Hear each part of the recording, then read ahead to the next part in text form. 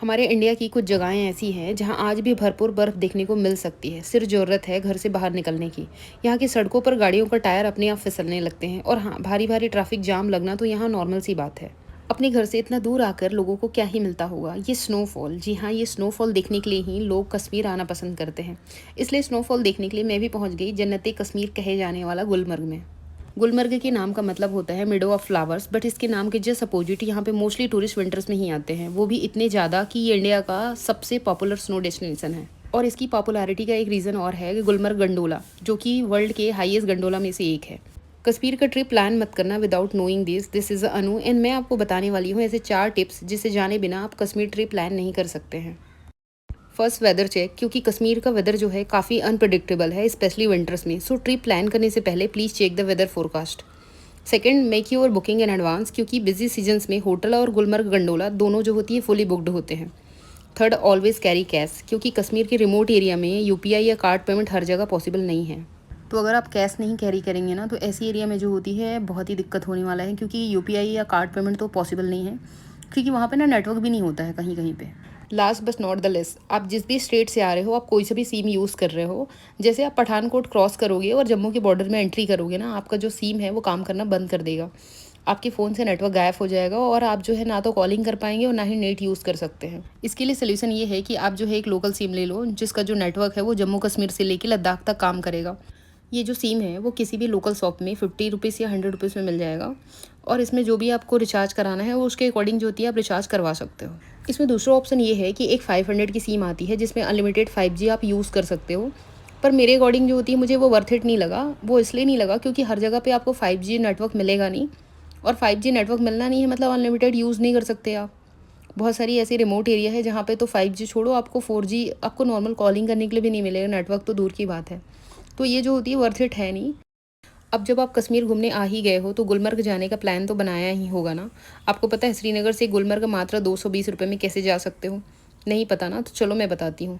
सबसे पहले जो होती है आपको अपने रूम से जल्दी उठकर जाना है डल गेट, जहाँ से आपको बस पकड़ के जाना है बाटा मालू या फिर मंडी बस स्टैंड के लिए।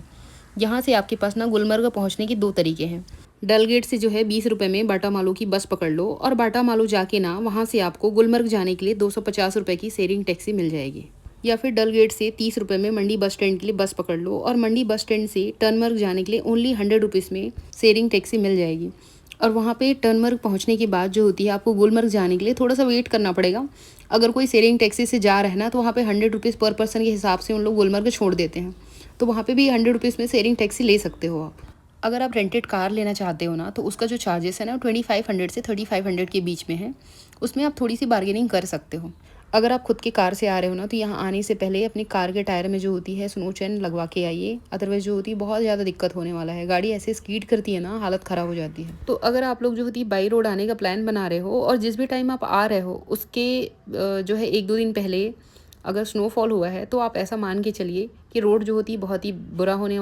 तो अगर आप जो है स्मूथ रोड ट्रिप करना चाहते हो ना, तो सबसे अच्छा तो ये है कि आप जिस भी चीज़ से आ रहे हो, कार या बाइक से, तो आप जो है अपने कार या बाइक के टायर में जो होती है ना चेन लगवा लो। चेन लगवाने से ना सारी प्रॉब्लम ही ख़त्म हो जाएगी, क्योंकि इस गाड़ी जो होती है ना उतनी स्पीड नहीं करती है, मतलब स्नो में भी स्मूथली आप जो होती है ड्राइव कर सकते हो। और ये जो स्नो चेन है ना, वो श्रीनगर के किसी भी लोकल मार्केट में या सोनमर्ग की किसी भी लोकल मार्केट में, या अगर आप गुलमर्ग जा रहे हो तो गुलमर्ग ऊपर जाने से पहले जो नीचे मार्केट है ना, वहाँ ईजिली मिल जाएगा। या तो आप वहाँ से ख़रीद सकते हो या फिर आप रेंट से भी ले सकते हो। कश्मीर जिसको जन्नत भी कहा जाता है, और यहाँ चारों तरफ आपको मिलेगा पहाड़, बर्फ़, और मिलेगी बहुत सारा सुकून। लेकिन ना यहाँ के एक सच ये भी है कि यहाँ की खूबसूरती जितनी असली है ना, उतनी ही कुछ लोग टूरिस्ट को देख के कुछ एक्स्ट्रा स्मार्ट हो जाते हैं। तो अगर आप भी कश्मीर पहली बार आ रहे हो ना, तो हो सकता है कि आप भी इनके ट्रैप में फंस जाओ और इस स्कैम के शिकार हो जाओ। तो आपको करना क्या है, मैं आपको इस वीडियो में बताने वाली हूँ। आपको यहाँ पे ना बहुत सारे स्कैम देखने को मिलेंगे, उनमें से मैं 7 स्कैम आपके लिए कवर कर रही हूँ इस वीडियो में, जिनको आपको ध्यान में रखना है, और आप इन स्कैम से बच जाओगे अगर आपने मेरे टिप्स फॉलो किया तो। वीडियो को ना एंड तक जरूर देखना, क्योंकि लास्ट वाला जो स्कैम है ना बहुत ही कॉमन होने वाला है। सबसे पहला स्कैम शुरू होता है बस स्टैंड से या रेलवे स्टेशन से। जैसे ही आप श्रीनगर पहुंचते हैं, तो आप जो है रेलवे स्टेशन आएंगे या फिर बस स्टैंड आएंगे या फिर आप आएंगे एयरपोर्ट, तो इनके बाहर आपको बहुत सारे टैक्सी ड्राइवर मिलेंगे। और अगर आपने पहले से रेट चेक नहीं किया है ना, तो यहीं से स्टार्ट होती है पूरी कहानी। यहाँ टैक्सी वाले टूरिस्ट को देख के अलग अलग रेट बताते हैं। शॉकिंग है बट रियल है। अब आपको ऐसे में करना क्या है, अगर पॉसिबल है ना, तो आप लोकल बस ले सकते हो। और अगर आपको बस नहीं मिल रही है और आपको अपना टाइम भी सेव करना है, तो पहली बात जो आपको ध्यान में रखना है वो ये है कि किसी एक टैक्सी वालों की बातों पे ना भरोसा नहीं करना है। अलग अलग लोगों से रेट कंपेयर करना है। और जो JNK के जो ऑफिशियल वेबसाइट है ना, जिसमें टैक्सी के रेट लिस्ट लिखे हुए हैं, आप एक बार ज़रूर वो चेक करो टैक्सी बुक करने से पहले।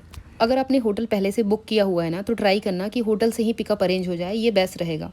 जो भी कम्युनिकेशन करो टैक्सी ड्राइवर से क्लियर करना कि फ़ाइनल कितना होगा, कोई एक्स्ट्रा चार्ज तो नहीं देना होगा। और हाँ, एड्रेस भी सही सही बताना, वरना बाद में ये एक्स्ट्रा चार्ज लेंगे और आप कुछ कर भी नहीं पाएंगे। इसलिए क्लियर कम्युनिकेशन, नो टेंशन, ये रूल्स हमेशा याद रखना। नेक्स्ट स्कैम की हम जो बात करेंगे वो है होटल बुकिंग का स्कैम। तो होटल बुक करते टाइम जो होती है ना, बहुत सारे स्कैम होते हैं। आप ये ना ज़रूर ध्यान में रखना, स्पेशली पीक सीजन में। एक और चीज़ होती है कि जो ऑनलाइन फ़ोटोज़ होते हैं ना, वो बहुत ही लग्जरी दिखाते हैं, और जो रूम की ग्राउंड रियलिटी होती है ना, बहुत ही एवरेज होती है। तो आपको ना बिना रिसर्च किए यहाँ पे नहीं आना है, और आपको ना रेट भी डबल लगेगा पीक सीजन में। तो आपको ना ये ध्यान में रखना है कि जो भी फ़ोटो दिखाया गया है ना, उसी के हिसाब से कहीं से भी बुकिंग नहीं करनी है। किसी भी ट्रस्टेड वेबसाइट के थ्रू जो होती है आप बुकिंग कर सकते हो। फेसबुक या इंस्टाग्राम पर बहुत सारे फेक पेज बने होते हैं होटल बुकिंग से रिलेटेड, जो कि एडवांस में आपसे पेमेंट मांगेंगे। आपको ना उन पे ट्रस्ट नहीं करना है। किसी भी ट्रैवल वेबसाइट के थ्रू जो होती है, जो ट्रस्टेबल होती है, उसके थ्रू ही आपको बुकिंग करनी है और उसके थ्रू ही पेमेंट करना है। आप जिस भी होटल को बुक करने जा रहे हो ना, उसका रिव्यूज़ आपको गूगल पर ज़रूर चेक कर लेना चाहिए, और 2-3 होटल से कंपेयर करो, उसके बाद ही होटल चूज़ करो। या फिर ना डायरेक्ट कॉल करके नेगोशिएट भी कर सकते हो, ये ज़्यादा बेटर रहेगा। जो होटल के ओनर होते हैं ना, उनके नाम का QR कोड, फ़ोनपे, गूगल पे, ये सब भी होता है।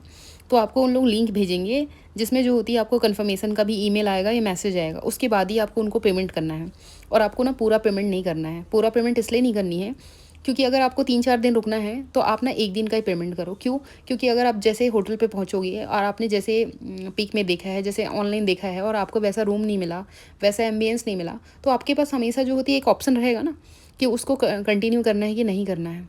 और जैसे आपको होटल जाके पता चला कि होटल बहुत अच्छा है, जैसे आपने देखा है वैसे ही है, तो जिस टाइम पे आप चेक इन कर रहे हो ना, उस टाइम पे जो होती है, आप ये बोल ही सकते हो कि जो है हम इसको कंटिन्यू करने वाले हैं 2-3 दिन के लिए, नहीं करना है, जो भी है वो आपके ऊपर है।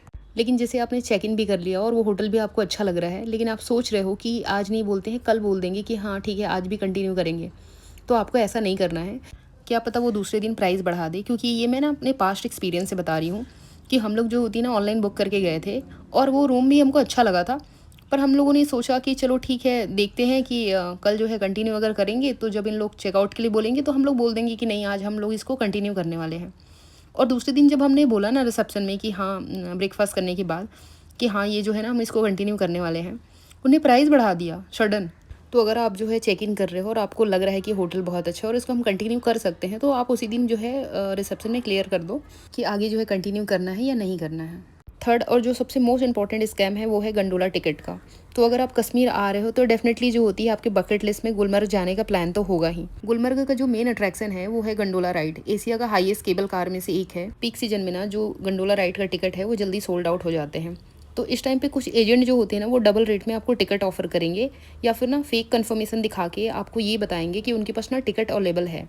आपको ये सब स्कैम में नहीं पड़ना है। अच्छा रहेगा कि टिकट एडवांस में बुक करके जाना। गंडोला टिकट बुक करने का जो प्रोसेस है वो बहुत ही सिंपल है। ध्यान से जो है ना पहले से टिकट बुक करके जाना, वरना ये जो फालतू के स्कैम है ना उसमें आप फंस जाओगे। बिना मतलब के पैसा और टाइम दोनों वेस्ट होने वाला है। और जो सबसे मोस्ट इंपॉर्टेंट चीज़ है ना वो ये ध्यान रखना है कि सिर्फ ऑफिशियल वेबसाइट से ही टिकट बुकिंग करनी है, और ग्राउंड पर किसी भी एजेंट से टिकट नहीं लेना है। और ID कार्ड जो होती है साथ में लेके जाना, क्योंकि वहाँ पे ID चेक होती है। नेक्स्ट जो स्कैम है ना कश्मीर में वो है शॉपिंग का, क्योंकि वहाँ की जो फेमस चीज़ें होती है ना, जैसे कि कश्मीरी सॉल, सेफ्रॉन हो गया, इन सब चीज़ों में होती है।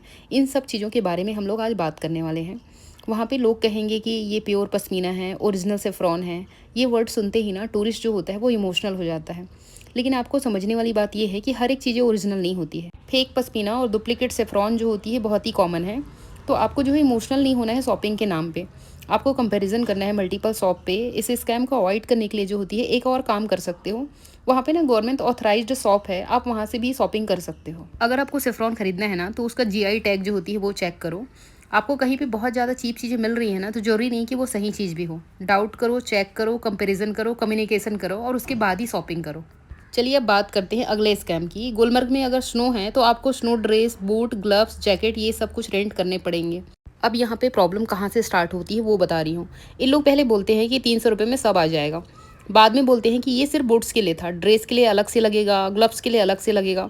तो 300 रुपये का जो चीज़ है ना उसको आप 1000 तक पहुँचा देते हैं इन लोग। तो यहाँ पे जो भी आप जो है सामान ले रहे हो ना, पहले जो है क्लियर कम्युनिकेशन करो कि किसके लिए वो कितना चार्ज कर रहा है। इसी तरह से स्लज राइड और स्नो बाइक में भी जो होती है ऐसे ही स्कैम होते हैं। तो आपको ना करना क्या है कि आपको एक ही बार में पूरे पैकेज जो होती है फाइनल रेट फिक्स करना है।